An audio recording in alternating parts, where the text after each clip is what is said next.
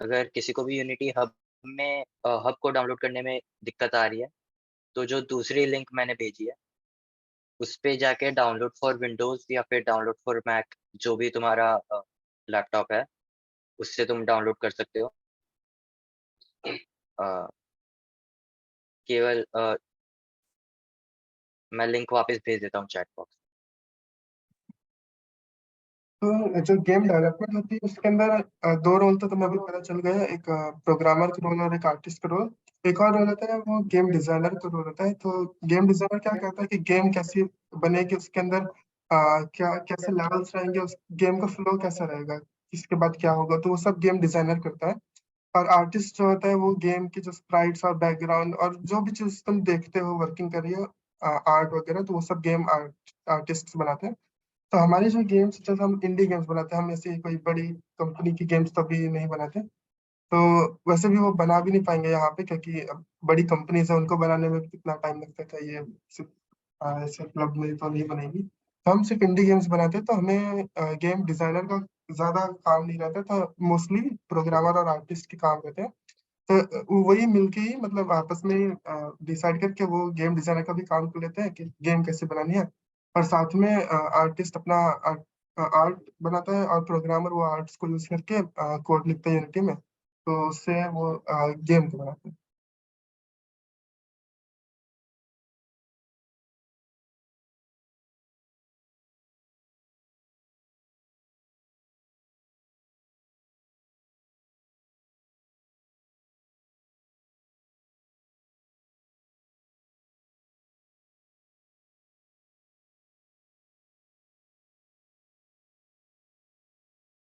ये यूनिटी का इंटरफ़ेस है।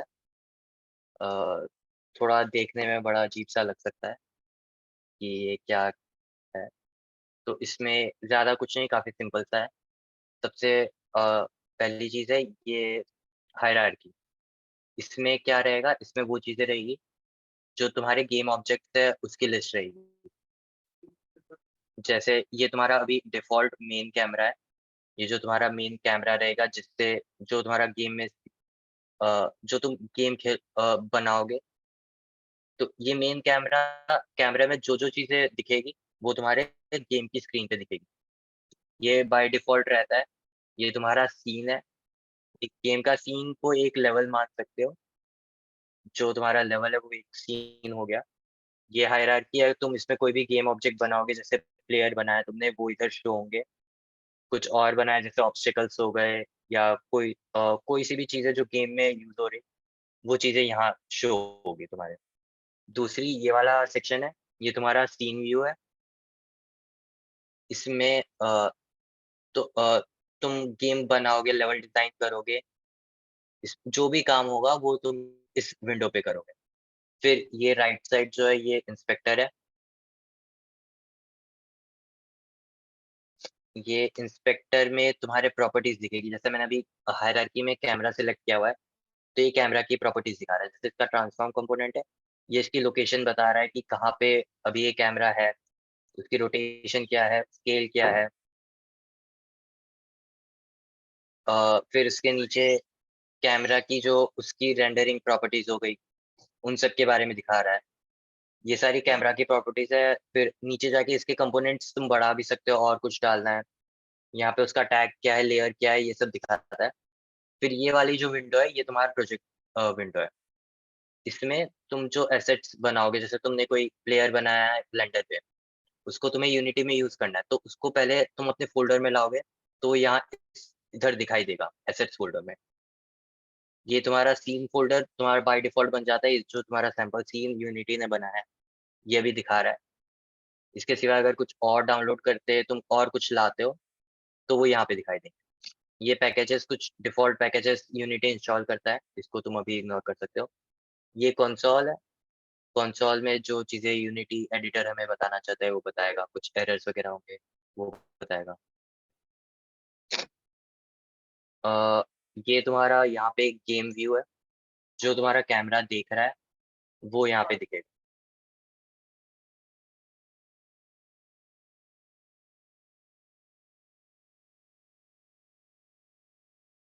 फाइनल आउटपुट जो गेम की दिखेगी, जो तुम गेम खेलोगे वो यहाँ पे दिखेगा। जो तुम्हारा गेम जैसा बन रहा होगा वो तुम्हारा यहाँ दिखेगा।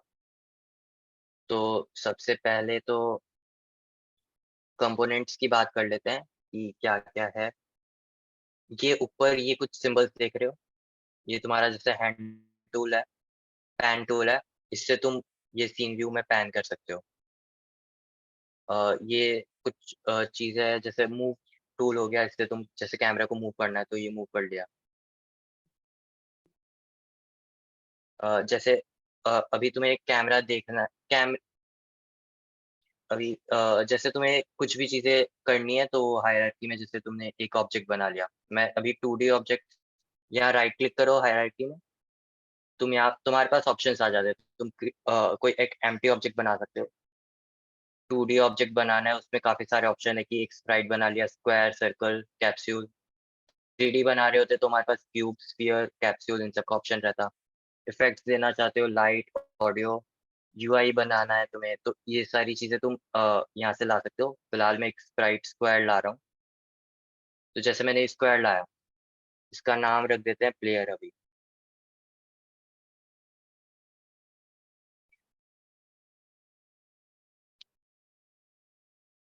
ये तुम्हारा ये तुम्हारा एक स्क्वायर इसने सीन व्यू में ले आया। अब तुम्हारा कैमरा इसको कैसे देख रहा है, वो तुम्हें गेम व्यू में दिखेगा। जैसे तुम्हारा कैमरा लोकेटेड है ओरिजिन पे, 0,0 पे। यहाँ ट्रांसफॉर्म कंपोनेंट में देख सकते हो, कैमरा की पोज़ीशन क्या है एक्स, वाई और ज़ेड।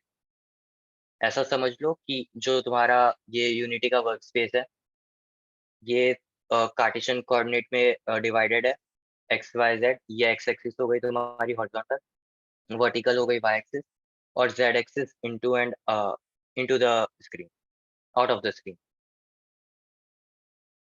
तो ये ये तुम्हारा एक ऑब्जेक्ट बन गया। ये तुम्हारा इसको कहते हैं गेम ऑब्जेक्ट।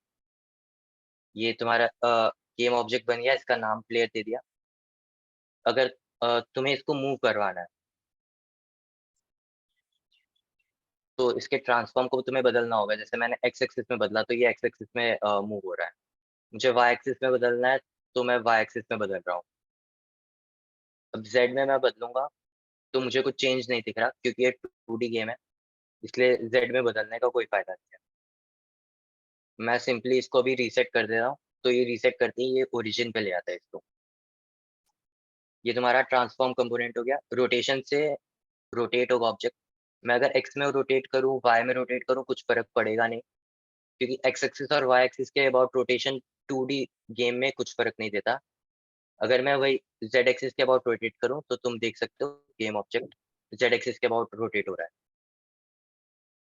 स्केलिंग से ये स्केल लंबा होगा, एक्स में, ये वाई में और ज़ेड में। ज़ेड में तो फ़र्क पड़ेगा नहीं क्योंकि 2D गेम है।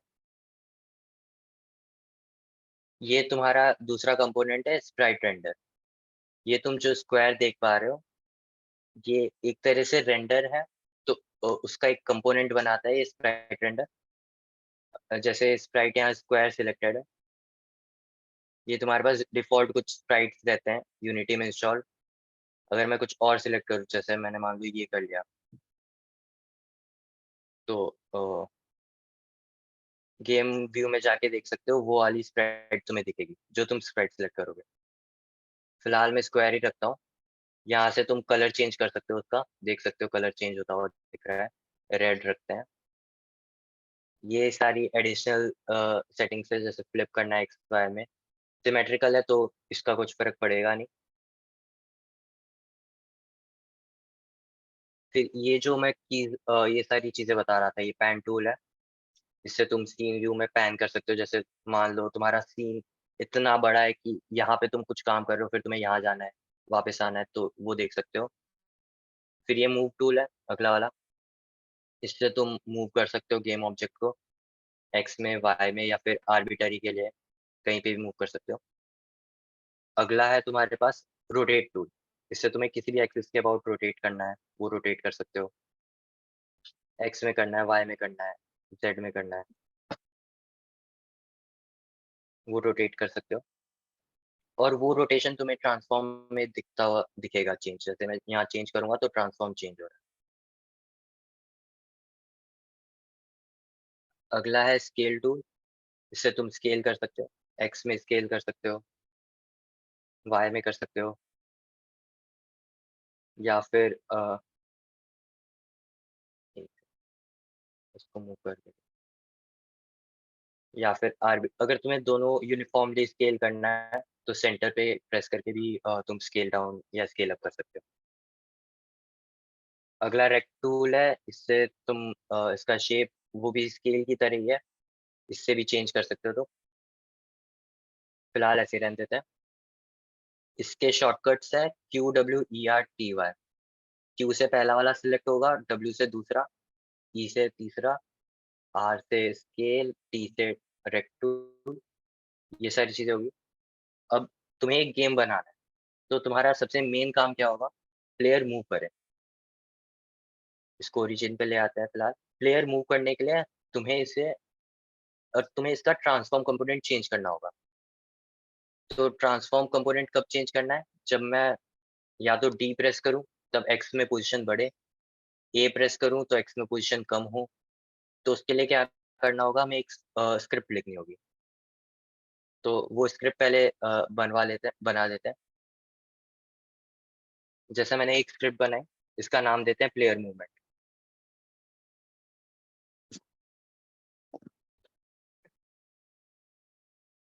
अब तक में किसी को कुछ पूछना है?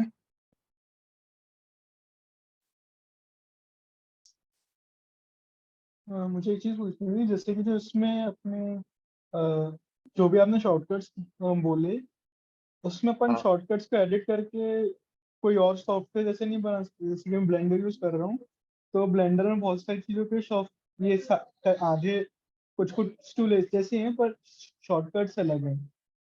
तो उसका चेंज करने का ऑप्शन नहीं होता है? अ, एक ऑप्शन यहाँ से तुम सारे शॉर्टकट्स देख सकते हो, चेंज कर सकते नहीं, ये पता नहीं। ये तुम्हें देखना पड़ेगा, एक एक्सप्लोर कर लो, या तो याद रख लो। इतने मुश्किल शॉर्टकट्स नहीं है। तुम यहाँ से जाके जो भी तुम्हें शॉर्टकट देखना है, तुम यहाँ से देख सकते हो। ठीक है। जैसे मेन मेनू का चाहिए, आप कोई सा भी चाहिए, तो उन सबके शॉर्टकट्स तुम्हें यहाँ पे दिख जाएंगे। ठीक है, और किसी को कुछ और पूछना है? ये स्क्रिप्ट ऐड करना कैसे ऐड करने को बताना वापस। हाँ, ये प्रोजेक्ट पैनल पे जाओ, राइट क्लिक करो, क्रिएट ऑप्शन दिखेगा। क्रिएट ऑप्शन करके तुम्हारे पास काफी सारे ऑप्शन आएंगे। नीचे एनिमेशन है, लाइटिंग है, मटेरियल है, ऑडियो है, प्रीफैब, काफी सारे हैं। तुम्हें सबसे ऊपर दिखेगा शीशा स्क्रिप्ट। तो तुम्हें इसे सिलेक्ट करना है, एक स्क्रिप्ट बन जाएगी, और उसका नाम दे देना है। और नाम देते वक्त गलती मत करना, एक नाम दे दिया वही रखना, उसको चेंज मत करना, नहीं तो तुम्हारी स्क्रिप्ट काम नहीं कर सकेगी। क्योंकि जब तुम स्क्रिप्ट बनाते हो, जैसे मैं अभी कुछ भी नाम दे दूँ, कुछ नाम दिया जैसे प्लेयर मूवमेंट में, मैं प्लेयर मूव करके लिख दिया, पर अब मुझे प्लेयर मूवमेंट लिखना है। तो एक्चुअल में होगा क्या, जब मैं इसको खोलूंगा, एक सेकंड खोलने। तो जैसे मैंने इसको VS कोड पे खोला, तो यहाँ पे इसने एक पब्लिक क्लास बनाई प्लेयर मूव नाम की, जो इस स्क्रिप्ट का नाम है, उसी नाम की एक क्लास बनाता है। और ये क्लास नेम सेम होना चाहिए। अगर तुम ये कहो कि मैं अभी ये बना लेता हूँ, मैं अभी मतलब प्लेयर मूव नाम, अगर मैं प्लेयर मूव को चेंज कर रहा हूँ, स्क्रिप्ट का नाम चेंज कर रहा हूँ, क्लास का नाम भी चेंज कर दूंगा, तो ऐसा नहीं होता है। तो तब भी काम नहीं करती है, ये दोनों नाम सेम होने चाहिए। तो अगर तुमने गलती कर दी है, तो कुछ नहीं, इस स्क्रिप्ट को डिलीट करो और नई स्क्रिप्ट बना लो। मैं फिलहाल ये स्क्रिप्ट को डिलीट कर देता हूँ। ये प्लेयर मूवमेंट वाली बनाई है, इसको रखते हैं।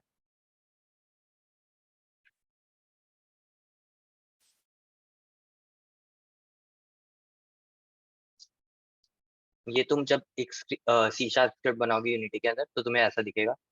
ये कुछ प्री यू ये कुछ चीजें इस्तेमाल कर रही है, कुछ कोड्स यूज कर रहे हैं, जो यूनिटी के पहले से लिखे हुए हैं। इसके जो पहले दो लाइन है, ये जनरली काम नहीं आती है। काम आती है तो ये यूनिट यूजिंग यूनिटी इंजन वाली। जनरली इन दोनों को हटा दोगे तो भी कुछ फ़र्क नहीं पड़ता, पर अभी रहने देते हैं ऐसे। फिर अगला है तुम्हारे पास ये पब्लिक क्लास प्लेयर मूवमेंट। तो ये सी शार्प स्क्रिप्ट में मतलब ये एक क्लास बना देता है जो तुम्हारा स्क्रिप्ट का नाम है उसी नाम से। फिर इसके अंदर तुम्हें 2 फंक्शंस दिख रहे होंगे, वॉइड अपडेट और वॉइड स्टार्ट। वॉइड स्टार्ट कब कॉल होता है? जब भी तुम्हारा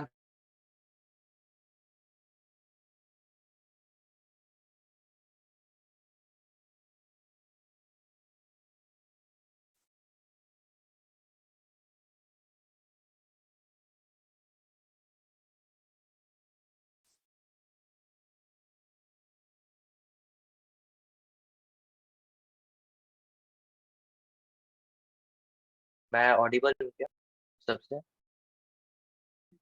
नहीं, अभी आपकी आवाज नहीं आ रही थी। अब आ रही है? हाँ, अब आ रही है। हाँ बारे कहाँ पे रुका था मैं?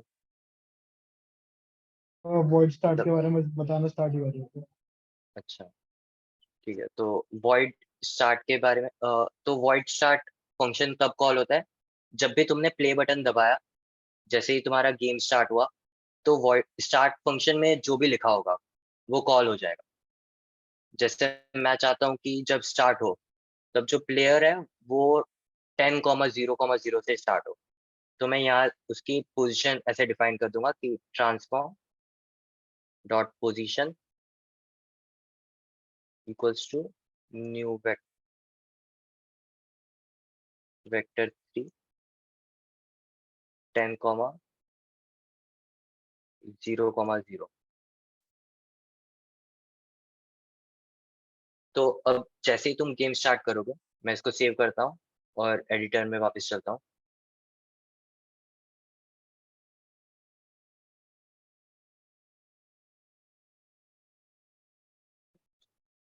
और प्लेयर को ये प्लेयर स्क्रिप्ट असाइन भी करनी है। अभी हमने ये स्क्रिप्ट प्लेयर करनी है, तो यहाँ ऐड कंपोनेंट में जाओ और स्क्रिप्ट का नाम लिख दो, प्लेयर मूवमेंट। तुम्हें ये यहाँ पे दिख रहा होगा प्लेयर मूवमेंट। ये स्क्रिप्ट जो हम यहाँ लिख रहे हैं वो इसको असाइन हो चुकी है। जैसे ही हम प्ले बटन दबाएंगे,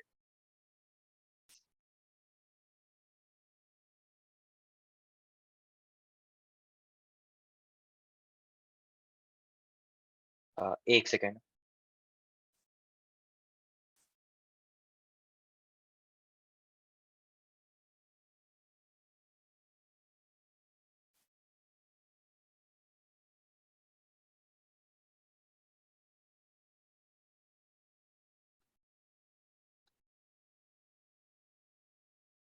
हाँ ठीक है, तो ये प्ले बटन है। जैसे मैंने प्ले किया, तो तुम देख सकते हो इसकी जो ट्रांसफॉर्म कंपोनेंट है, इसकी पोजीशन हो गई 10,0,0,0। ये तुम्हारा डायरेक्ट जैसे प्ले बटन दबाओगे, तुम गेम व्यू में आ जाओगे। इधर तुम्हारा जो कैमरा देख रहा होगा वो दिखेगा, और तुम और क्योंकि मैंने लिखा था कि स्टार्ट होते ही पोजीशन 10,0,0,0 हो जाए, तो वो उस पोजीशन पे चला गया। पर अब मैं ये नहीं चाहता, मैं चाहता हूँ कि मैं इनपुट जब दूँ तब वो आगे बढ़े। तो मैं वापस इसको स्टॉप करता हूँ और अपनी स्क्रिप्ट में चलता हूँ। तो ये लाइन हटा देता हूँ, और मैं यहाँ इस फंक्शन में, ये तो स्टार्ट फंक्शन हो गया। अब मुझे क्या करना है कि इनपुट लेना है, और जैसे ही मैं इनपुट दूँ उस टाइम पे चेंज हो। तो अपडेट फंक्शन जो होता है वो हमारी हर फ्रेम में कॉल होता है। ये इस फंक्शन में जो भी लिखा होगा वो तुम्हारा हर फ्रेम में कॉल होगा। तो मैं हर फ्रेम में चेक करूंगा कि मैंने इनपुट लिया है कि नहीं, और अगर इनपुट लिया है तो उसका ट्रांसफॉर्म कंपोनेंट चेंज करूंगा। तो अपडेट में मैं एक वेरिएबल बनाता हूँ पहले तो, फ्लोट, और इसको नाम देता हूँ हॉरिजॉन्टल। इससे मैं ये चेक करूंगा कि हॉरिजॉन्टल में मैंने इनपुट दिया है कि नहीं। और इसके लिए एक फंक्शन होता है input dot get axis horizontal. ये अगर मैंने ए प्रेस किया या फिर लेफ्ट एरो की प्रेस की, तो इसकी वैल्यू आएगी -1। अगर मैंने डी या फिर राइट एरो की प्रेस की तो ये रिटर्न करेगा +1, नहीं तो रिटर्न करेगा 0। तो अब मैंने ये तो देख लिया कि हॉरिजॉन्टल में क्या स्टोर हो रहा है। अगर मैंने इनपुट दिया तो हॉरिजॉन्टल अगर मैंने ए या लेफ्ट एरो की प्रेस की तो हॉरिजॉन्टल में -1 स्टोर होगा। अगर मैंने डी या फिर राइट एरो की स्टोर की तो हॉरिजॉन्टल में +1 स्टोर होगा। तो इस तरह से मेरे को पता चल गया इनपुट मैंने क्या दिया है। अब मुझे ट्रांसफॉर्म कंपोनेंट चेंज करना है तो मैं एक स्पीड डिफाइन कर लेता हूँ सबसे पहले स्टार्टिंग में, पब्लिक फ्लोट प्लेयर स्पीड, और इसको डिफ़ॉल्ट वैल्यू दे देता हूँ 10 की। 10f मतलब ये फ्लोट दिखा रहा है कि 10 जो है वो फ्लोट है। तो मैंने प्लेयर स्पीड डिफाइन कर दी। अब मुझे ट्रांसफॉर्म कंपोनेंट चेंज करना है तो मैं ट्रांसफॉर्म में जाऊँगा, ट्रांसफॉर्म डॉट पोजीशन जैसे मैंने पहले किया था, इक्वल्स टू जो इनिशियल पोजीशन होगी ट्रांसफॉर्म की, transform dot position plus new vector 3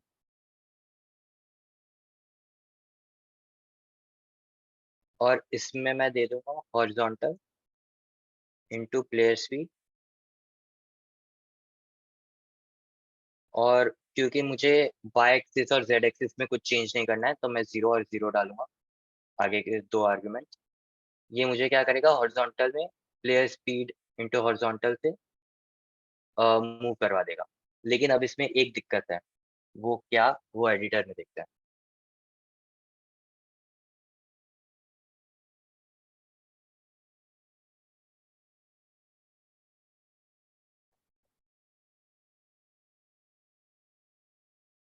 अब जैसे मैंने डी दबाया, देखो ये एकदम से भाग गया, एकदम से भाग रहा है, तो हमें पता ही नहीं, इसकी स्पीड काफी ज्यादा हो चुकी है।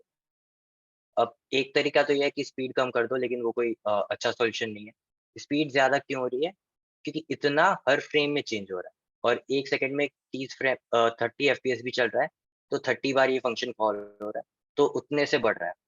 तो हमें इसको उतने से बढ़ाना है जितना 2 फ्रेम के बीच में टाइम हो, तो इसलिए हम इसको मल्टीप्लाई करते हैं टाइम डॉट डेल्टा टाइम से।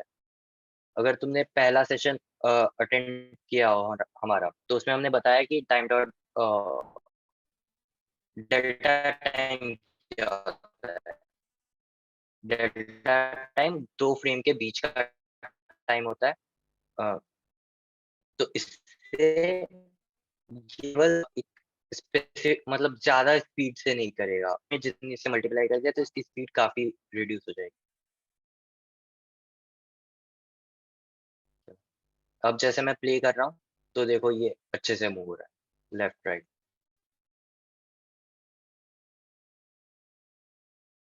अब तुम्हें ट्रिप में जाके ऐसे ही वर्टिकल के लिए लिख सकते हो। यहाँ पे वर्टिकल के लिए यहाँ पे एडिट कर देना 0 की जगह। वो तुम खुद से एक्सप्लोर करना, थोड़ा खुद से ट्राई करना। अभी तुम्हें और कम होता है बॉडी, रिजिड बॉडी। अगर तुम 3D में हो तो रिजिड बॉडी सिलेक्ट करना। अगर रिजिड बॉडी 2D है तो रिजिड मतलब 2D में हो तो रिजिड बॉडी 2D सिलेक्ट करोगे। ये रिजिड बॉडी 2D कंपोनेंट बन जाता है तुम्हारा और ये प्लेयर को असाइन हो जाता है। रिजिड बॉडी क्या करता है, फिजिक्स में तुमने पढ़ा है, ये फिजिक्स के लॉ इस पे अप्लाई करता है। जैसे इसका मास डिफाइन कर देगा, तुम इसको बढ़ा सकते हो, बाय डिफॉल्ट 1 रहता है। इसको gravity दे देता है। अगर मैंने अभी प्ले किया मान लो, तो ये देखो अपने आप नीचे गिर गया। मैंने कुछ इनपुट नहीं किया, वो गिर गया क्योंकि उसके पास मास था और ग्रेविटी थी, तो इसलिए वो नीचे गिर गया। तुम यहाँ से लीनियर ट्रैक, एंगुलर ट्रैक दे सकते हो। अब ये चीजें इसके कंस्ट्रेंट है। अब मैंने मान लो वाई एक्सिस तो दे दी, लेकिन मुझे उसको मूव नहीं करवाना है, तो मैं उसकी फ्रीज वाई एक्सिस में पोजीशन फ्रीज कर दूंगा। तो इससे क्या होगा, वो अब वाई एक्सिस में बिना यूजर इनपुट के मूव नहीं करेगा। अभी भी हॉरिजॉन्टल में तो मूव करेगा ही, लेकिन वाई एक्सिस पे मूव नहीं करेगा जब तक यूजर ना चाहे। इसके सिवाय तुम रोटेशन जेड एक्सिस के अबाउट रोटेशन फ्रीज कर सकते हो, एक्स एक्सिस के अबाउट रोटेशन पोजीशन फ्रीज कर सकते हो। ये सारे तुम कंस्ट्रेंट डाल सकते हो रिजिड बॉडी से। फिर एक और कंपोनेंट होता है तुम्हारा जो तुम्हारे काम का है, वो है कोलाइडर। ये तुम बहुत सारे कोलाइडर्स देख पा रहे हो। बॉक्स कोलाइडर है, उसके नीचे कैप्सूल कोलाइडर है, सर्कल कोलाइडर है, काफी सारे मैश कोलाइडर है। हम ये अलग अलग शेप के कोलाइडर है, काम सब एक करते हैं। तुम्हारा प्लेयर जो है जिसमें सबसे परफेक्टली फिट हो जाए, वो वाला कोलाइडर तुम यूज करोगे। क्योंकि अभी हमारा प्लेयर एक स्क्वायर है, वो एक बॉक्स कोलाइडर में फिट हो जाएगा। बॉक्स कोलाइडर एक रेक्टेंगल होता है, बॉक्स कोलाइडर 2D। तो इसलिए मैं बॉक्स कोलाइडर 2D लूंगा। अगर मैं 3D में होता तो बॉक्स कोलाइडर सिलेक्ट करता। 2D में हूँ इसलिए बॉक्स कोलाइडर 2D सिलेक्ट कर रहा हूँ। तो एक कोलाइडर बना देगा मेरा इसके अबाउट। अगर मैं गेम ऑब्जेक्ट पे फोकस करूँ और यहाँ एडिट कोलाइडर देखूँ, तो ये तुम्हें एक ग्रीन लाइन दिख रही होगी इसके अबाउट, जिसको मैं चेंज भी कर सकता हूँ अपने हिसाब से। तो ये इसके अबाउट कोलाइडर बना देता है। इस कोलाइडर का काम ये है, अगर दो कोलाइडर टकराते हैं तो पहली बात, अगर मैंने कोलाइडर ही सिलेक्ट करके रखा है, अगर मैंने उसको ट्रिगर नहीं किया है, कि कोलाइडर को ट्रिगर नहीं बनाया, तो वो पहली बात ओवरलैप नहीं कर पाएंगे। मतलब अगर मैं यहाँ पे एक और गेम ऑब्जेक्ट बनाता हूँ, मैं एक और 2D स्क्वायर बनाता हूँ और इसको नाम दे देता हूँ ऑब्स्टेकल। और इसको भी मैं बॉक्स कोलाइडर 2D कंपोनेंट दे देता हूँ।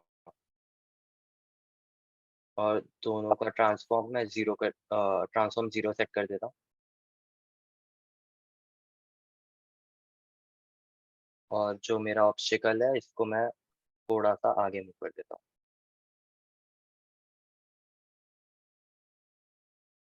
अब मैंने दोनों को बॉक्स कोलाइडर दे दिया है, तो अब होगा क्या, जैसे ही मैं प्लेयर को इसके टकराऊंगा तो ये आगे बढ़ नहीं पाएगा। अभी अगर मैंने वही ये जो ऑब्स्टेकल है इसको मैंने ट्रिगर बना दिया इसका कोलाइडर को, तो यूनिटी को पता चलेगा कि ये प्लेयर जो है इससे टकराया है, पर उसके बाईपास कर जाएगा। ये डिफरेंस होता है कोलाइडर और ट्रिगर। कोलाइडर हम कब यूज करते हैं, जैसे मान लो अब मैंने कोलाइडर यूज तो कर लिया, तो जैसे ये मान लो एनिमी है मेरा जो ऑब्स्टिकल है, मैं चाहता हूँ कि प्लेयर जैसे ऑब्स्टिकल को टकराए वैसे ही डिस्ट्रॉय हो जाए। तो मैं उसके लिए अलग स्क्रिप्ट लिख सकता हूँ कि जैसे कोलिजन डिटेक्ट हो वैसे ही मेरा प्लेयर डिस्ट्रॉय हो जाए।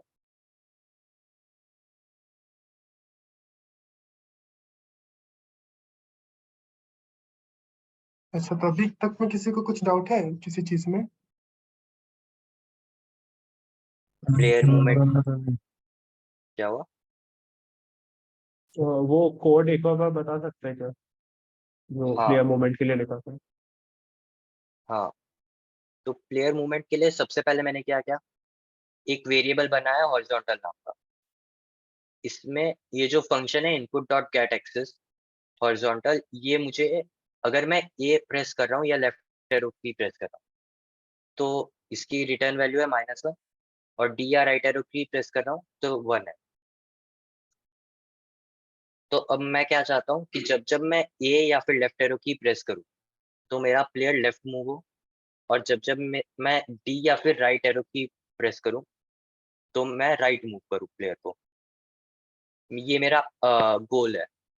तो मैंने इस जो मेरा इनपुट है उसको एक वेरिएबल में स्टोर कर लिया हॉरिजॉन्टल नाम से।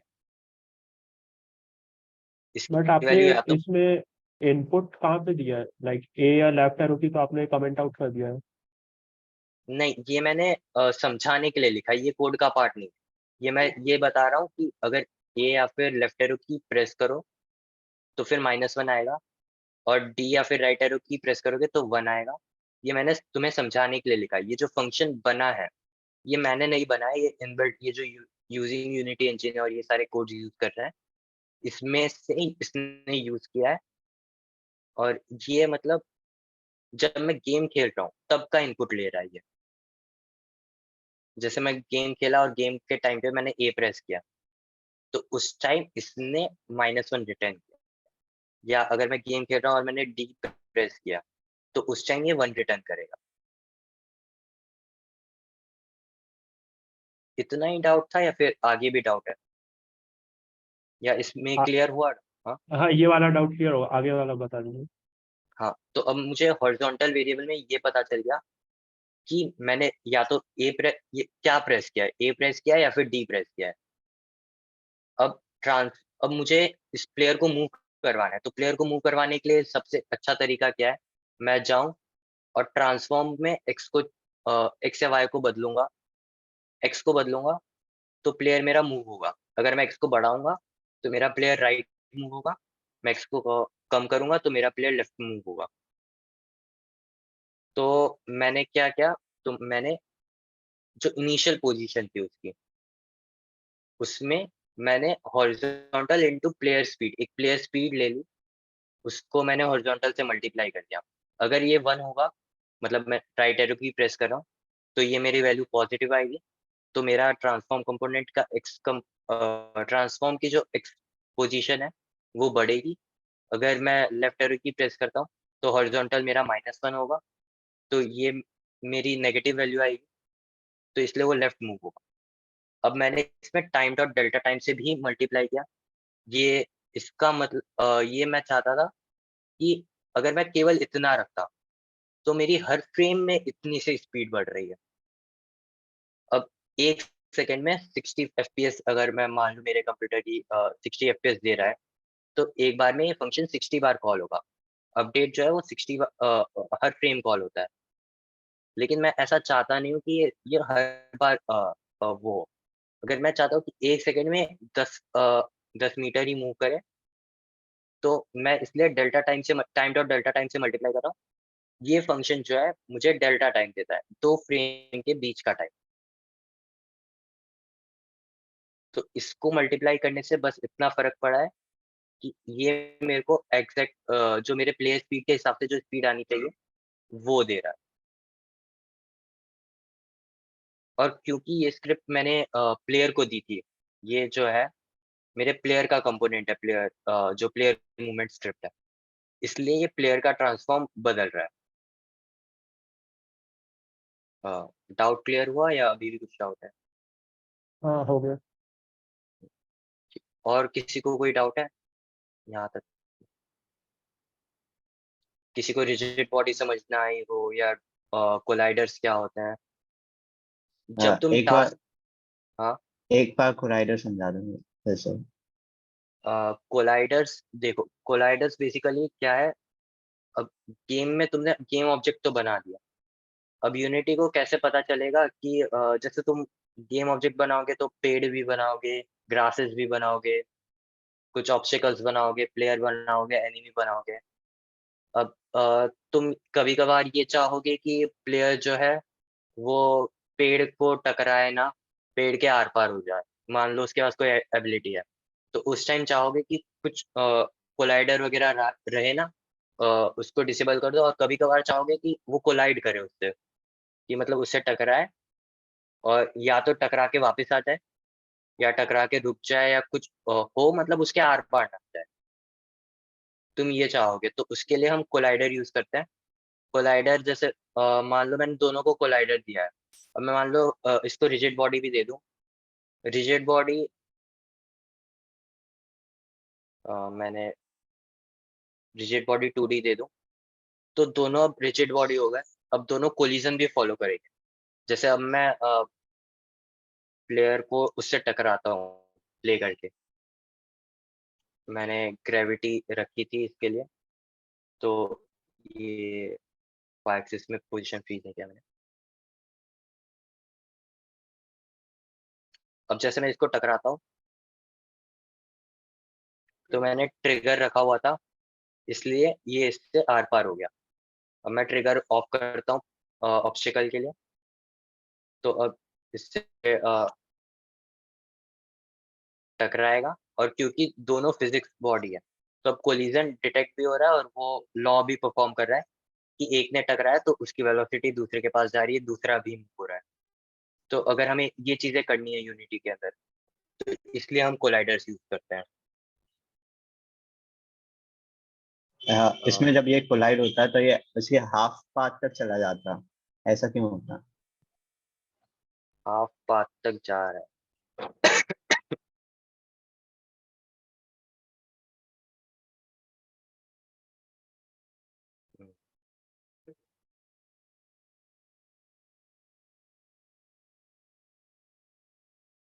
कहाँ जा हाँ, जा रहा है। वो क्योंकि फ्रेम में थोड़ा लैग हो सकता है, या उस वजह से हो सकता है, या कोलाइडर ढंग से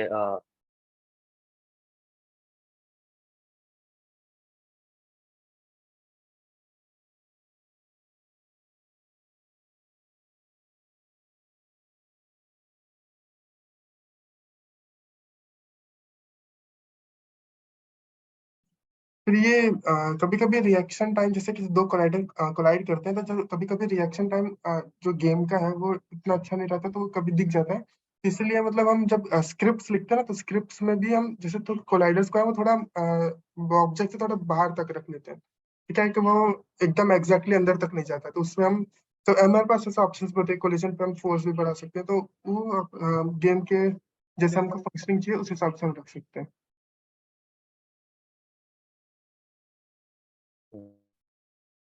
तो मतलब ये जो अंदर तक जा रहा है वो थोड़ा सा कभी कभार दिक्कत देता है, लेकिन जनरली काम चल जाता है इससे, मतलब उतनी दिक्कत नहीं आती है। जैसे अगर मैं प्लेटफॉर्म वगैरह बनाऊँ इधर, जैसे मैं एक 2D ऑब्जेक्ट बनाऊँ, राइट, स्क्वायर, नीचे रखूँ और इसकी एक्स एक्सिस पे को स्केल अप कर लूँ। ये एक प्लेटफॉर्म टाइप बन गया, इसको मैं 2D को कोलाइडर दे दूँ, 2D बॉक्स कोलाइडर 2D,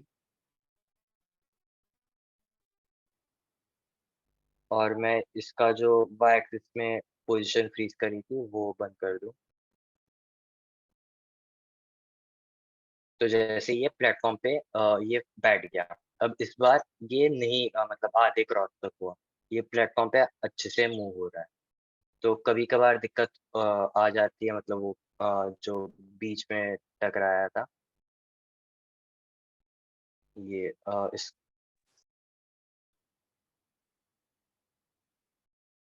अच्छा हाँ, मैं एक चीज़ बताना भूल गया, मैं गेम मोड में जो भी चेंजेस करूँ, जैसे मैं बार-बार देख रहे हो कि मैं इस ट्रिगर को हर बार जब भी मैं गेम खेल रहा हूँ, तब इस ट्रिगर को मैं चेक बॉक्स अनसेलेक्ट कर रहा हूँ।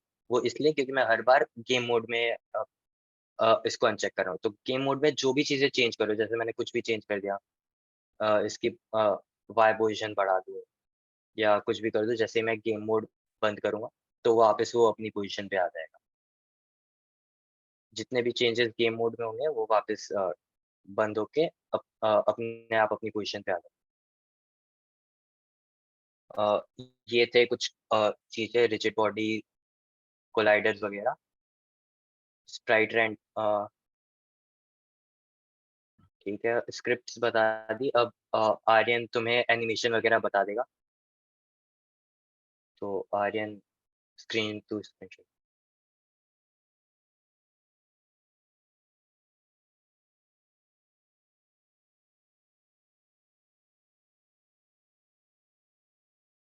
मेरी स्क्रीन दिख रही है?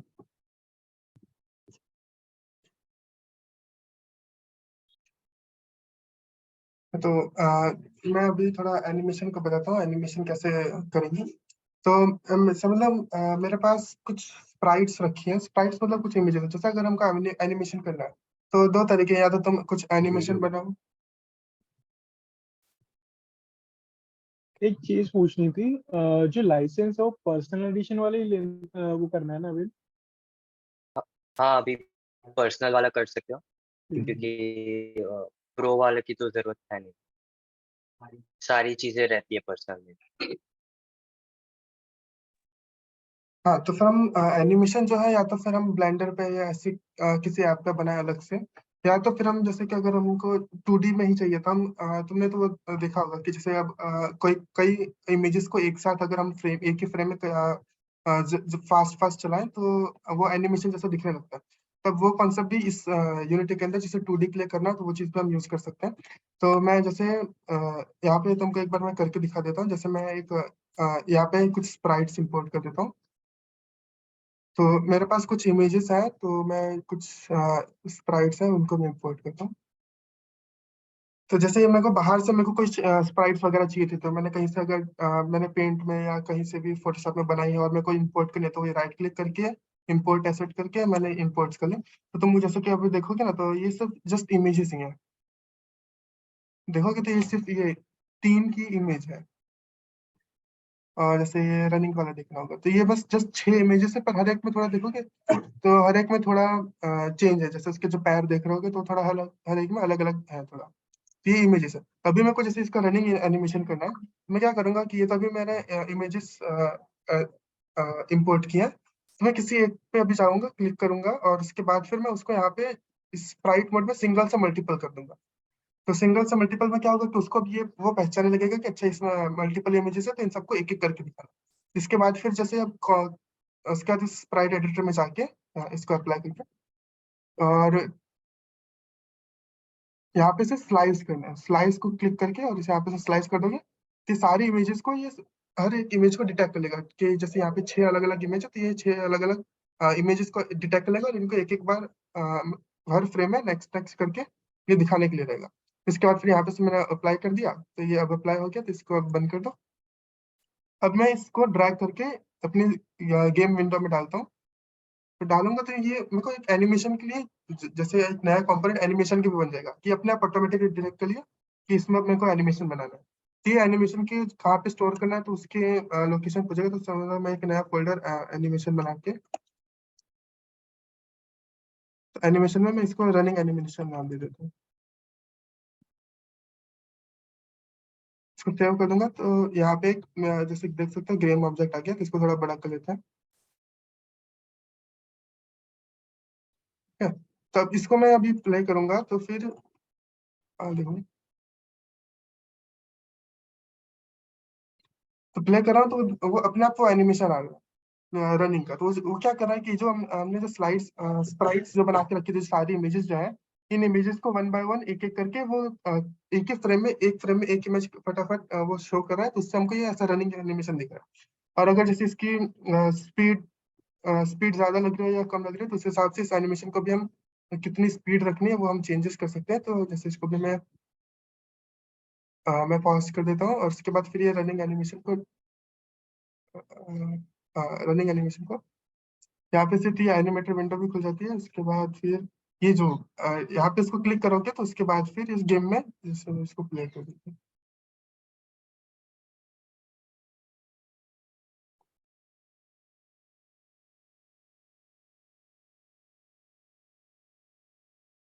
तो यहाँ पे तो हम लिख सकते हैं कि जो इमेजेस है, तो जैसे हमारे पास कुछ 6 इमेजेस थी, तो 0 टाइम फ्रेम पे, 1 टाइम फ्रेम पे, हर एक टाइम फ्रेम पे एक एक इमेज शो हो रही है।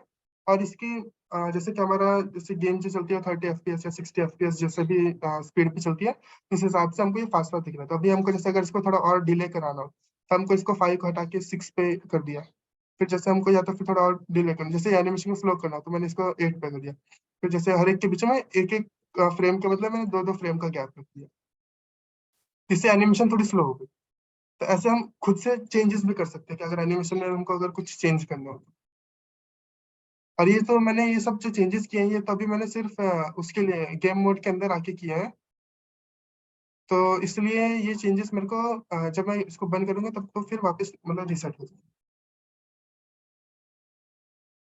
तो ये तो हो गई एक एनिमेशन की। तो अभी हम उसी तरह जैसे आइडल एनिमेशन है, तो हम आइडल एनिमेशन भी रख सकते हैं। तो जैसे एनिमेशन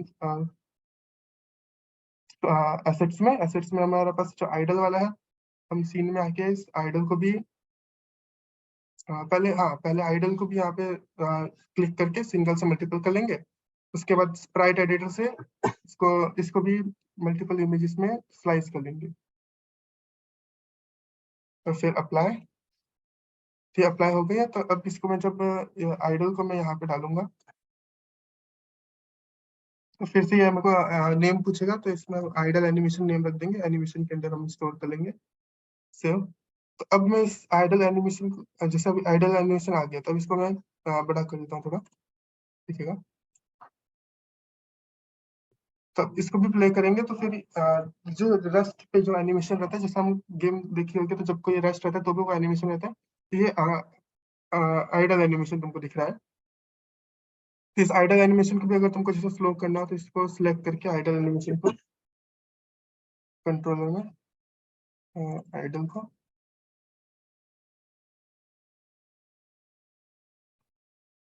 इसको हम थोड़ा दूर दूर कर देंगे तो इससे आइडल एनिमेशन थोड़ी स्लो हो जाएगी।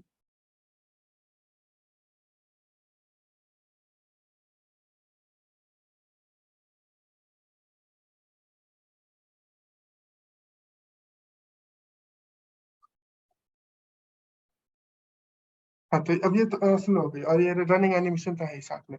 तभी हमको जैसे कि अगर चाहते हैं, जैसे हमने कोई देखते हैं कि जैसे हम जब सिर्फ राइट एरो क्लिक करें तो तभी सिर्फ ये एनिमेशन चले, ताकि वरना फिर जैसे अगर ऑब्जेक्ट रुका रहेगा तो अब तब हमको आइडल एनिमेशन चलानी है, और ऑब्जेक्ट ऑब्जेक्ट जब रन करेगा तभी हमको रनिंग एनिमेशन दिखानी है। तो हम उसके लिए फिर अलग से स्क्रिप्ट लिख सकते हैं। तो फिर एसेट्स के फोल्डर में ही आके मैं राइट क्लिक करके क्रिएट न्यू स्क्रिप्ट करूंगा, सी स्क्रिप्ट, और इसको मैं लिख दूंगा प्लेयर मोड।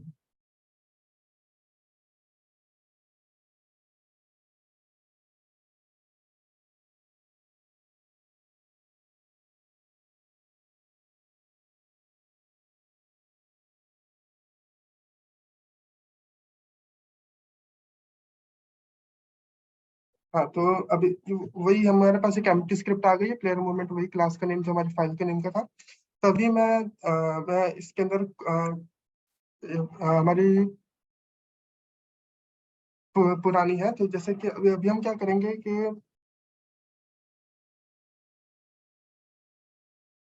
अ, तो फिर प्लेयर मूवमेंट करनी है तो हमको वही रखना है कि WASD से अगर हमको कंट्रोल करना है तो ARD से। तो हम जैसे कि ये वाला पार्ट पहले कॉपी करके मैं बता देता हूँ ये क्या चीज क्या करेगी।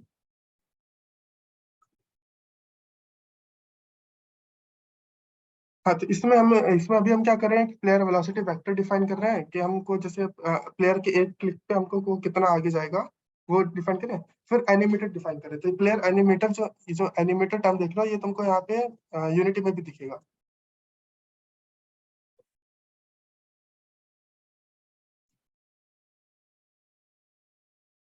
स्क्रिप्ट लोड हो रही है।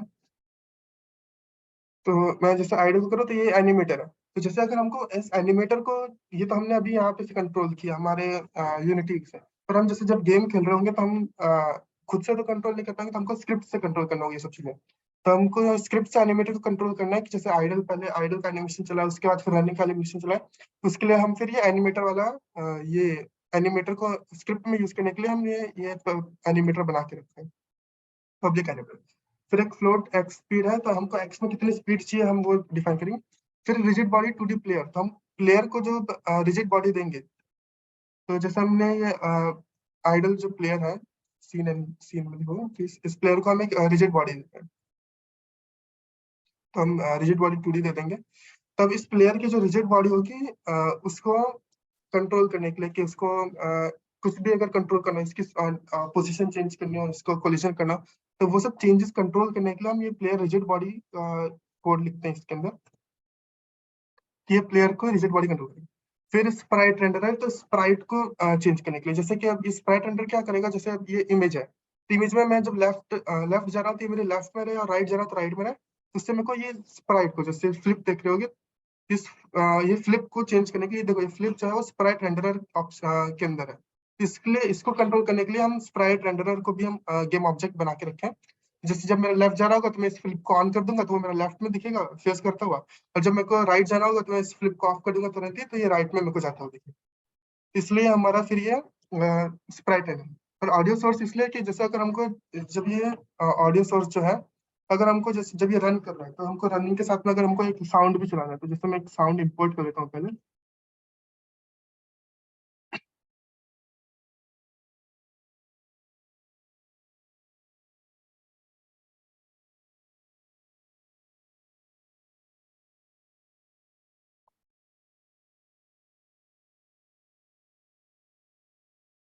जिस रनिंग का जो साउंड है इसको मैं इंपोर्ट कर ले रहा हूँ।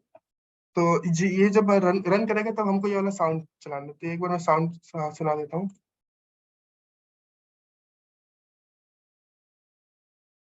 तो ये वाला साउंड है, शेयर का है।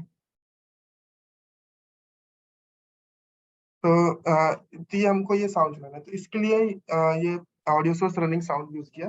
तो वो जो ये ऑडियो सोर्स इसलिए लिखा है कि हमको ऑडियो सोर्स को कंट्रोल करना है। तो रनिंग साउंड जो है वो उसका जो टाइप है वो ऑडियो सोर्स है। तो ये ऑडियो सोर्स कैसे पता चलेगी, तो ये हम इसमें देख सकते हैं प्रोजेक्ट में जाके।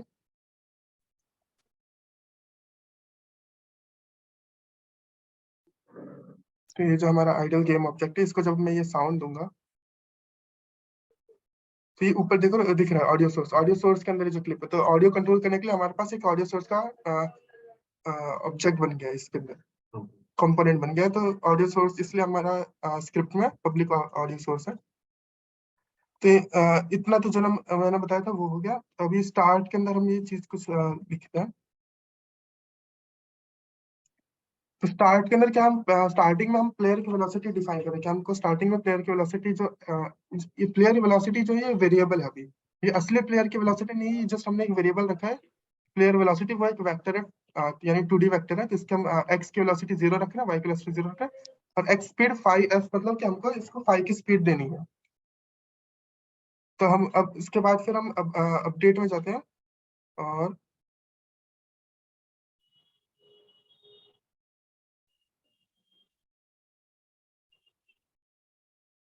और जैसा पता है कि अपडेट जो है वो हर फ्रेम पे कॉल होता है।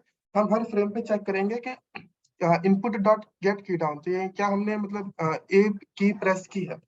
तो अगर ए की प्रेस की है, या तो फिर डी की प्रेस की है, या तो फिर लेफ्ट एरो या तो राइट एरो, यानी अगर हम मूवमेंट कर रहे हैं तो हमको जो रनिंग साउंड है उसको प्ले करना है। तो यानी कि जैसे आप अगर हम मूव कर रहे हैं, यानी कि हमने कोई भी ए या डी की या लेफ्ट या राइट की प्रेस की है, तो हमको मूव करना है। तब मूव करते टाइम का रनिंग का जो साउंड जो है, रनिंग साउंड, वो हमको प्ले करना है। रनिंग साउंड मैंने अभी अभी बताया था। अब उसके बाद है फिर अगर हमने ए या तो फिर लेफ्ट एरो की है, तो हमको प्लेयर वेलोसिटी को एक्स की जो स्पीड है उनको माइनस माइनस में जानी है। यानी हम लेफ्ट साइड जाएंगे तो जैसे एक्स एक्सिस, जैसे देखा ही होगा, एक्स एक्सिस और वाई एक्सिस हमने अभी देखा था। तो उसमें एक्स एक्सिस जो है, दिखा देता हूँ मैं एक बार। तो जैसे कि अभी राइट जो है वो पॉजिटिव है और लेफ्ट जो है वो नेगेटिव है, इसलिए हम स्पीड को नेगेटिव करें कि वो नेगेटिव डायरेक्शन में जाए, मतलब लेफ्ट साइड से। और स्प्राइट रेंडर डॉट फ्लिप को ट्रू कर देना है। तो डॉट फ्लिप को ट्रू इसलिए कर रहे हैं क्योंकि हमने देखा था कि अगर हमको उसको राइट मूव करना है, तो ये जो फ्लिप वाला जो है, अगर वो लेफ्ट जा रहा है तो हमको उसको लेफ्ट साइड में फेस भी करना है। जब सिमेट्रिक ऑब्जेक्ट होते हैं तब ये फ्लिप की जरूरत नहीं पड़ती कि लेफ्ट राइट दोनों सेम है।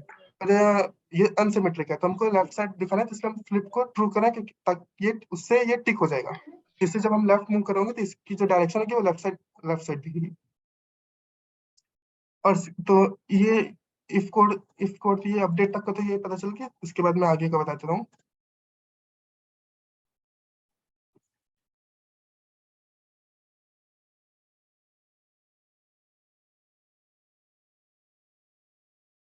तो आगे का है कि इनपुट डॉट गेट की अप ए। तो ये गेट की का ए का क्या मतलब कि ए जब हमने प्रेस की है नीचे, और गेट की अप मतलब जब हमने ए रिलीज कर दी, या तो फिर लेफ्ट एरो रिलीज कर दी। तो रिलीज कर दी तो हमको फिर से एक्स में जो हम जा रहे थे, हमने एक्स में जब वेलोसिटी सेट की थी लेफ्ट साइड की, उसको स्टॉप कर देनी, और रनिंग जो साउंड था उसको स्टॉप कर देना। यानी कि हमने जब की प्रेस करके रखी तब तक वो चलेगा, जब हम की स्टॉप कर दी, प्रेस लिफ्ट कर दिया, तो हमारा जो रनिंग साउंड है वो भी स्टॉप हो गया, और साथ में हमारी जो प्लेयर की वेलोसिटी है वो भी वापस एक्स में जो वेलोसिटी हमने दी थी उसको वापस कर दी। वैसे डी प्ले की कि जैसे हमने डी प्रेस की है तो हमको प्लेयर की वेलोसिटी को पॉजिटिव में, यहाँ पे अभी माइनस नहीं है, मतलब राइट साइड में पॉजिटिव रहेगा, तो इसलिए एक्स स्पीड, और एक्स स्पीड हमने यहाँ पे ऊपर डिफाइन की थी 5 फ्लोट। और फिर सबके बाद ना स्प्राइट रेंडर डॉट फ्लिप को फॉल्स कर दें, क्योंकि अभी हमको स्प्राइट रेंडर को टिक नहीं करना है, जो फ्लिप जो था उसको फॉल्स रखना है और टिक ऑफ रखना है, इसलिए। अब आगे का बताते हैं।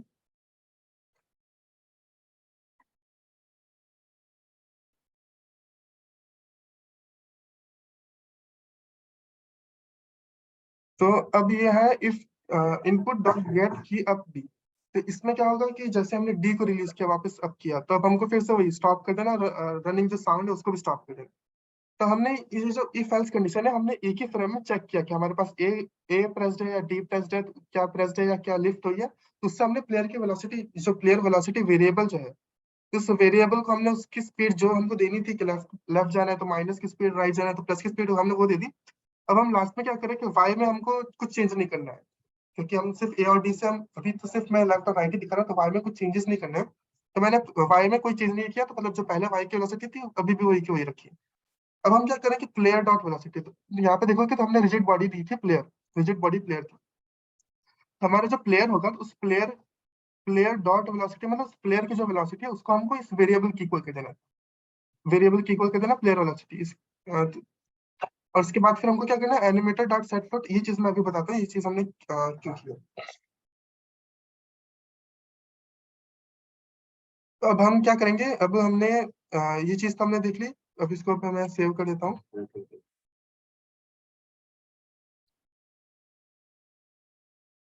तो अब हम लोग जैसे कि हमको जैसे इसको आइडल एनिमेशन के साथ साथ हमको रनिंग एनिमेशन देना है।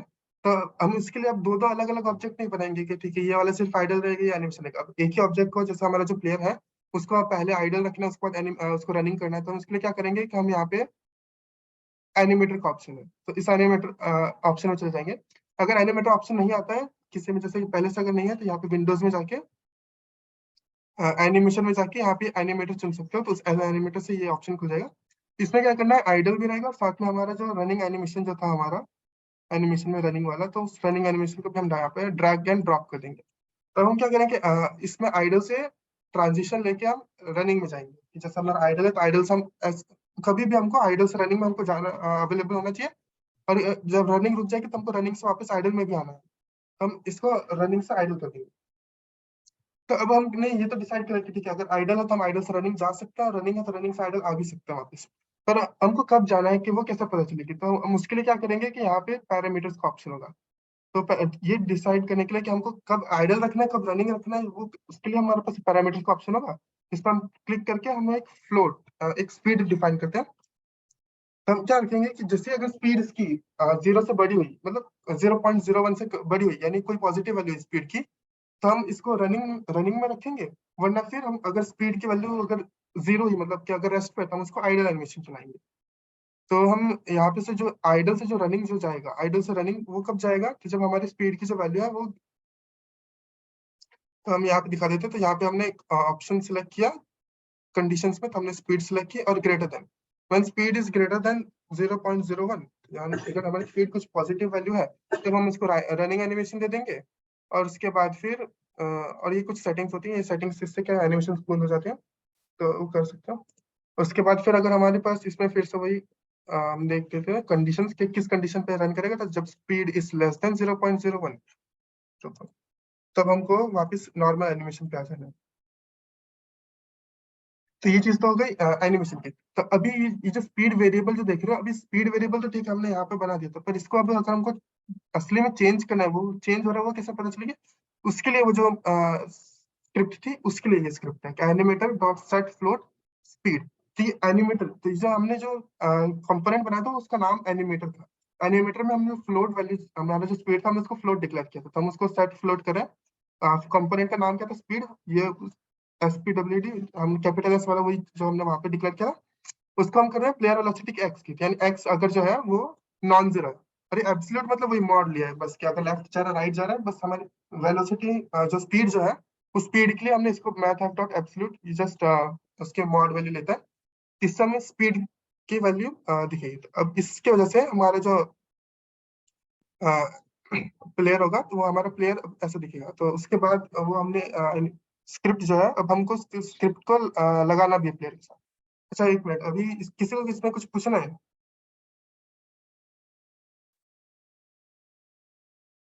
किसी को कोई डाउट है किसी भी पार्ट में? कोड जो है वो थोड़ा-सा कॉम्प्लिकेटेड हो सकता है कुछ लोगों के लिए, जिनका ESC या जिनको प्रोग्रामिंग में एक्सपीरियंस नहीं है। तो कोड अभी ज़्यादा समझने की कोशिश मत करो, कॉन्सेप्ट समझो कि हमने किया क्या है।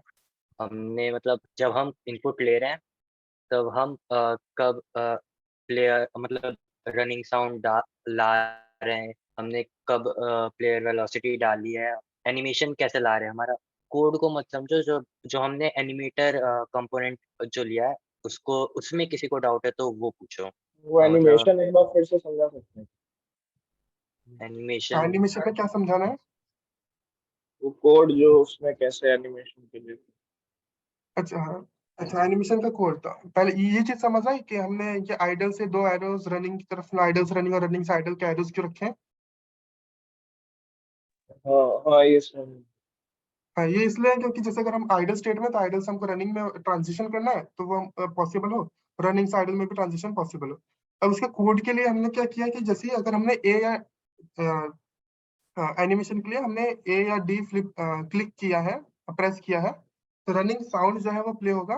तो उस साउंड प्ले कर दिया हमने साथ में। और जब हमको तुम देखोगे एंट्री के बाद सीधा आइडल है, तो यानी जैसे गेम शुरू होगी तो वो आइडल अपने आप चालू हो जाएगा। तो आइडल से जब हमको रनिंग जाना होगा तो वो उसका क्राइटेरिया क्या है कि आइडल से रनिंग कब ट्रांजिशन करना है, तो जब हमारी स्पीड नॉन जीरो हो जाए। तो वो चीज हमने यहाँ पे की, और यहाँ पे हम लोग कंस्टेंट लगा देंगे one speed is greater than ये कोई नॉन जीरो वैल्यू, मतलब 0.01 से अगर स्पीड बड़ी हो गई तो हमको रनिंग एनिमेशन शो करनी है। और जैसे ही अगर हमारी रनिंग से वापस आ जाना है आइडल पे, अगर हमारी स्पीड लेस देन 0.01 हो गई, और स्पीड की वैल्यू कितनी होगी वो हम लोग प्लेयर कोड के अंदर तुम देखोगे तो हमने लास्ट में वही चीज की है। स्पीड की जो वैल्यू है ये वाली, इस स्पीड की वैल्यू हमने प्लेयर वेलोसिटी की जो एक्स वैल्यू है, जो प्लेयर एक्स में जितना जा रहा है उसके इक्वल कर दिया। तो एक्स में जो एब्सोल्यूट है इसका तो मतलब समझेगा कि मॉड वैल्यू है। तो हम लोग जो एक्स में अगर वो नॉन जीरो वैल्यू स्पीड की, तो वो यहाँ पे असाइन हो जाएगी, स्पीड की वैल्यू चेंज हो जाएगी। और साथ में अ, इससे ये आइडल से रनिंग ट्रांजिशन होगा। मैं एक बार इसको रन करके दिखा देता हूँ कि रन करेगा तो कैसे दिखेगा, एनिमेटर दिखा देगा पहले गेम में। तो इन सबको मैं एक बार के लिए अभी ऑफ कर देता हूँ, तो ये सब चीजें ऑफ हो जाएंगी।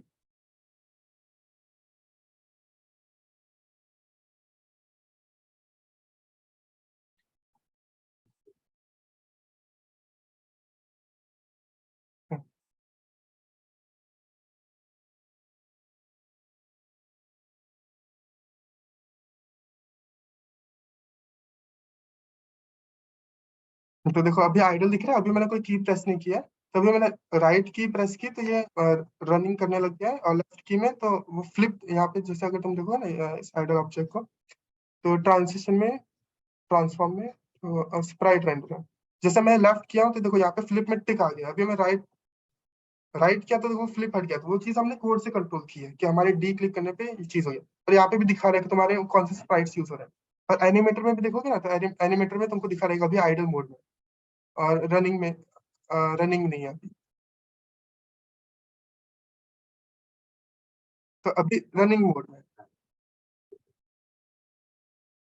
तो ये चीज हमने जो कोड लिखा है उससे हुई है। और उसके बाद फिर तुम देख सकते हो कि जैसे हाँ, तो तुमको मैं एक ये बताना रहेगा कि, तो तुमने जैसे कि यहाँ पे जो स्क्रिप्ट जो है वो स्क्रिप्ट तो तुमने लिख ली। तो अभी स्क्रिप्ट को जो तुमको ये आइडल वाले गेम ऑब्जेक्ट को जो है, इस आइडल को तुम दोगे, स्क्रिप्ट दोगे, तो यहाँ पे नीचे जाओगे तो फिर यहाँ पे तुमको ये स्क्रिप्ट दिख जाएगी।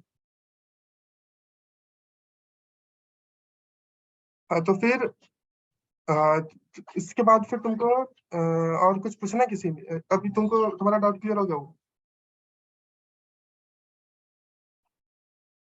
हेलो?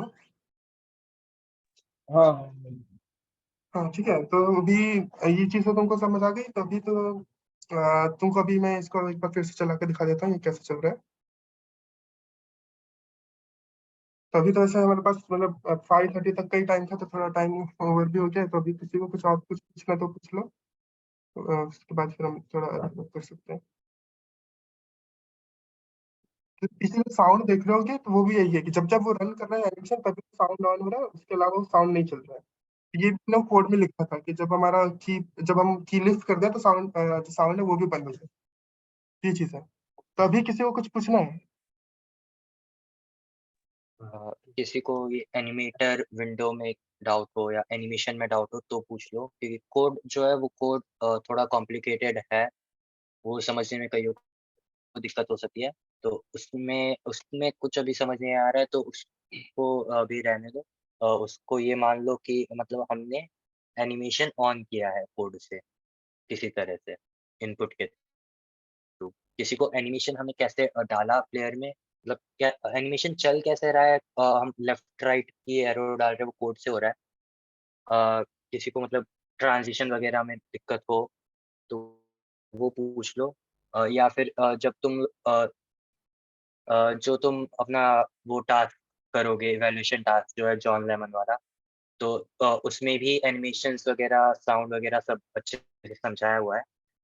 उसमें भी तुम्हें बल्कि कम कॉम्प्लिकेटेड कोड में भी मिल जाएगा। हाँ, तो ये जो हम तुमको जो फीचर्स दिखा रहे हैं ये सब क्या है कि जब तुम गेम बनाओगे, जो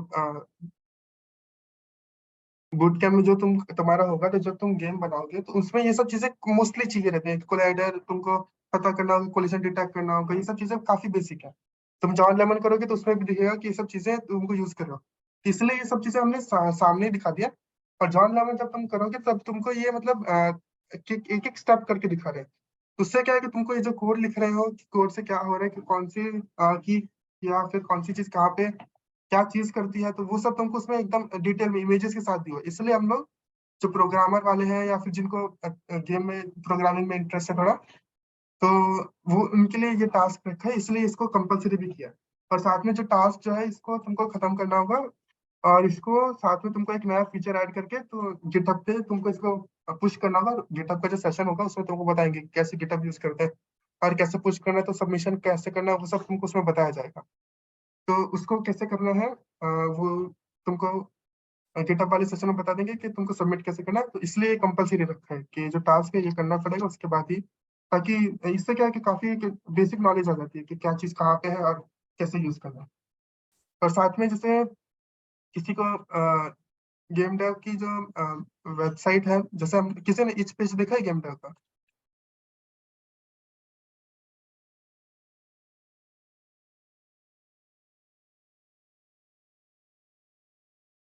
तो मैं एक बार दिखा देता हूँ अपना इच पे, गेम डेव का इच पेज दिखा देता हूँ मैं।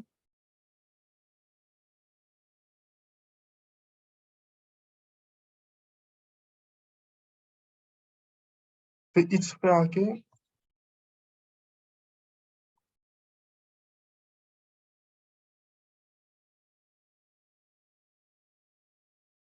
स्टूडियो सेंटारी का हमारा गेम डेव का इच पेज है। तो इस पे जो हमने पुरानी जो गेम्स बनाई हुई है वो सारी गेम्स इसमें दिख जाएंगी। तो तुम ये सब जाके गेम खेल के देख सकते हो कि ये कैसे बनी हुई है, ये सारी इंडी गेम्स। सो इसको itch.io वेबसाइट है, itch.io, उसके ऊपर ये वेब पेज है, इस पे देख सकते हो। किसी को और कुछ पूछना है तो फिर कंक्लूड करें सेशन। जो हमारा जो ये जो इवैल्यूएशन टास्क है इसमें जो हमने चीज़ें बताई है, हमने स्कैटर्ड चीज़ें बताई है, मतलब हमने बस मूवमेंट बता दिया, हमने कोलाइडर बता दिया, हमने रिजिड बॉडी बता दिया, हमने एनिमेशन बता दिया। जो टास्क है उसमें वो सारी चीज़ें स्टेप बाय स्टेप है और उससे एक मीनिंगफुल गेम बनता हुआ दिखेगा तुम्हें। अभी तुम्हें बहुत सारी चीज़ें ओवरवेलमिंग दिख सकती है कि ये क्या-क्या बता दिया, ये बहुत सारी चीज़ें हो गई। तो जब तुम टास्क करोगे तो उससे काफ़ी चीज़ें तुम्हें स्मूथ आउट हो जाएगी, तुम्हें काफ़ी आसान लगने लग जाएगा उसके बाद गेम बनाना। तो वो इवैल्यूएशन टास्क एक बार ज़रूर करना। 7th end of the day deadline होगी। 7th को ही तुम्हारा सेशन होगा गिटहब का। तो उसी में ही हम बता देंगे कि तुम्हें कैसे पुश करना है अपना जो गेम तुम बनाओगे, जो मतलब इवैल्यूएशन टास्क कंप्लीट करोगे, उसको कैसे हमें सबमिट करना है। उसमें कोई भी एक फीचर तुम ऐड कर सकते हो, जैसे अगर तुम गेम देखोगे वो सिंपल सा गेम है, उसमें मतलब कुछ ज़्यादा ख़ास चीज़ है नहीं। उसको तुम्हें बनाने में भी दिक्कत नहीं होगी क्योंकि ट्यूटोरियल पूरा है। अ, तो तुम आसानी से मतलब इवैल्यूएशन टास्क में तुम्हें कोई दिक्कत नहीं आएगी। इसके सिवाय किसी को कुछ पूछना है, मतलब किसी भी आज के सेशन के रिलेटेड या बूट कैम्प के रिलेटेड या किसी और चीज़ के रिलेटेड? एक्चुअली कल का सेशन में अटेंड नहीं किया था, तो आप थोड़ा बता सकते हो उसमें क्या हुआ था? कल के सेशन में हमने इंट्रोडक्शन दिया था, मतलब हम बूट कैम्प में क्या-क्या करवाएँगे। उसमें बस यही था कि हमारे कुछ वर्कशॉप्स होंगे, जैसे आज यूनिटी का हो गया, कल ब्लेंडर का है, फिर उसके बाद गेम डिज़ाइन और गिटहब का है, गेम ऑप्स जो है उसका है। उसके बाद हम तुम्हें जितने लोग भी इवैल्यूएशन टास्क सबमिट करेंगे, उनमें प्रोग्रामर्स को अलग करेंगे, आर्टिस्ट को अलग करेंगे, गेम डिज़ाइन को डिज़ाइनर्स को अलग करेंगे और इन सबको मिला के तुम्हारे टीम्स में डिस्ट्रीब्यूट करेंगे। 5-6 लोग होंगे एक टीम में और तुम सबको एक गेम बनाना होगा खुद से। तुम सबको एक मेंटर असाइन कर देंगे और वो मेंटर तुम्हारी हेल्प करेगा और तुम्हें एक गेम खुद से मतलब डिज़ाइनिंग तुम करोगे, आर्ट वर्क तुम करोगे। तुम आर्ट कहीं से मतलब एसेट्स जो है वो एसेट स्टोर से ले सकते हो। खुद से भी बना सकते हो, डिफरेंट वेबसाइट से उससे तुम ले सकते हो और तुम्हें लास्ट में एक गेम बना के सबमिट करना होगा। लाइक 1 हफ्ते में तुम गेम बना पाओगे, आसान होता है गेम बनाना, कोई बड़ी बात नहीं। तो हमारा बूट कैंप के बारे में ये था मतलब कल का सेशन। और किसी को कुछ पूछना है या तुम्हारा डाउट क्लियर हो गया? कल का सेशन भी सेम टाइम पे है? हमने डॉक दिया हुआ है, उसमें टाइमिंग दी हुई है।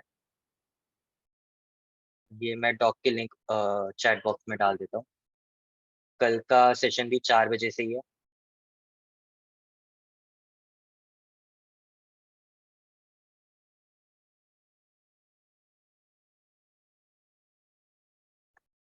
ये डॉक की लिंक है, इसमें मतलब टाइमलाइन दी हुई है। ये तुम्हें मेल पे भी ये आया होगा।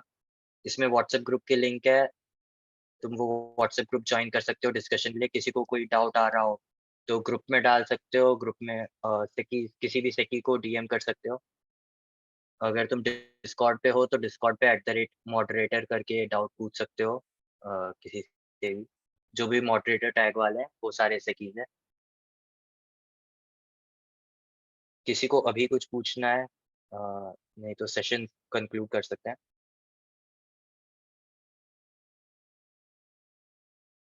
अभी यूनिटी के बारे में, आज के सेशन के बारे में, कल आगे के सेशंस के बारे में या बूट कैंप के बारे में, प्रोजेक्ट वगैरह के बारे में, इन सब के बारे में कुछ पूछना है किसी को?